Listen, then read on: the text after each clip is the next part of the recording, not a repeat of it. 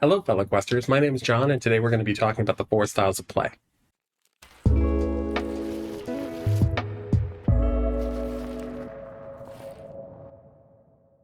What are the four styles of play? The four styles of play are categories that we can understand and assign either ourselves or other players that we might be running within a tabletop role-playing game to better understand exactly where they find their primary enjoyment. If you've ever heard of other types of gaming classifications, such as killers, achievers, explorers, and socializers, those also aren't really applicable here. Some of them do align, and I guess you could overlap them with these styles of play, but they're not necessarily the same thing either.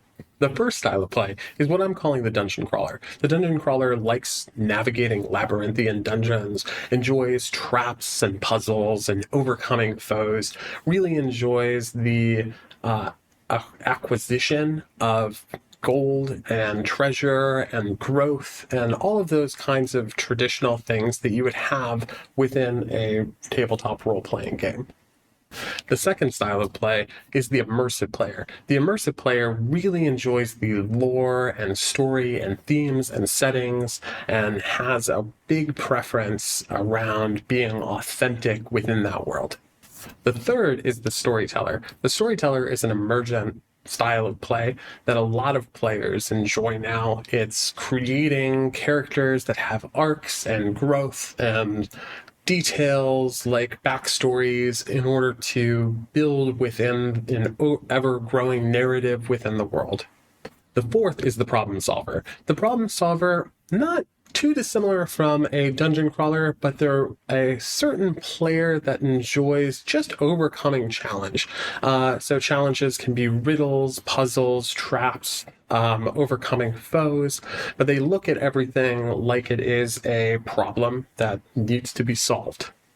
So now that we understand these, how are we supposed to apply these styles of play in order to bring out the most enjoyment from our future games?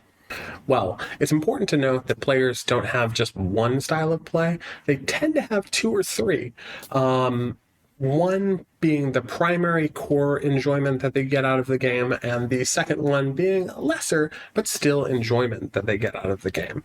If we're a game master, we can look at our other players and find kind of where they, laugh and have fun or are most engaged during our sessions and slowly, move towards one or another style of play just based on how they're reacting based on those categories. If they have less fun at certain things, we can certainly say, oh, well, they're not that style of play, or they don't get enjoyment out of that style of play. And we would want to pull it more towards, the story narrative side of things and incorporate plots for them to chase after, plots that involve them, maybe siblings or familial backgrounds, things that really enrich their personal character arcs.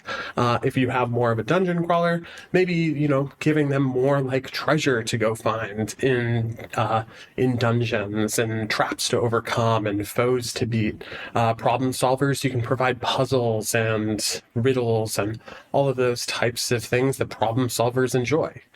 If you're a player, something that you can do is you can understand where you fit within these styles of play and maybe bring it up to your gaming group in order to have them understand it too and see if you can prioritize more enjoyment out of your future games.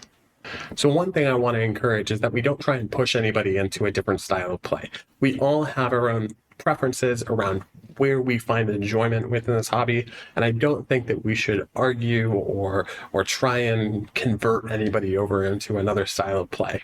If you were a game master, you might actually have two players that are on different sides of play and they don't really work together. And that's something that you and your gaming group should talk about and understand. And maybe it's a situation where one of those players doesn't play anymore.